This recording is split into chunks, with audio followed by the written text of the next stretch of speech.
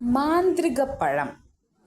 ലോലോ എന്ന കിളി ഒരു ദിവസം തീറ്റ തേടി പറക്കുകയായിരുന്നു. അപ്പോഴാണ് അവൻ കണ്ടത്, റോറോ എന്ന കുറുക്കൻ വാലും വീശി ഗമ്മയിൽ നടന്നു വരുന്നു. ലോലോ ഞെട്ടിപ്പോയി. കഴിഞ്ഞ ആഴ്ചയല്ലേ ഒരു ചെന്നായയുടെ കടി കൊണ്ട് ഇവന്റെ വാൽ മുറിഞ്ഞത്? ലോലോ ചോദിച്ചു. നിന്റെ വാലെങ്ങനെ ശരിയായി?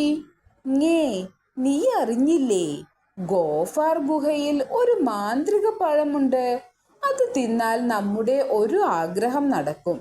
വാൽ ശരിയാക്കണേ എന്നാ ഞാൻ ആഗ്രഹിച്ചത്," റോറോ പറഞ്ഞു. ലോലോ വേഗം ഗോഫാർ ഗുഹയിലെത്തി. അവിടെ ഒരു പാത്രത്തിൽ ചുവന്നു തുടുത്ത പഴങ്ങൾ ഇരിപ്പുണ്ട്. ലോലോ ഒരെണ്ണം എടുത്തു തിന്നു.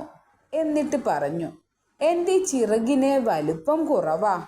ചിറകിന് 3 ഇരട്ടി വലിപ്പം തരണേ." അടുത്ത നിമിഷം ആ ആഗ്രഹം സാധിച്ചു. കുഞ്ഞു ലോലോയ്ക്ക് വമ്പൻ ചിറകുകൾ. പക്ഷെ അപ്പോഴല്ലേ കുഴപ്പം മനസ്സിലായത്.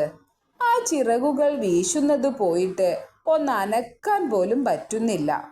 ചിറകു വലുതാണെങ്കിലും ശരീരം ചെറുതല്ലേ. ശരീരത്തിൻ്റെ ശക്തി കൊണ്ട് വേണമല്ലോ ചിറകു വീശാൻ.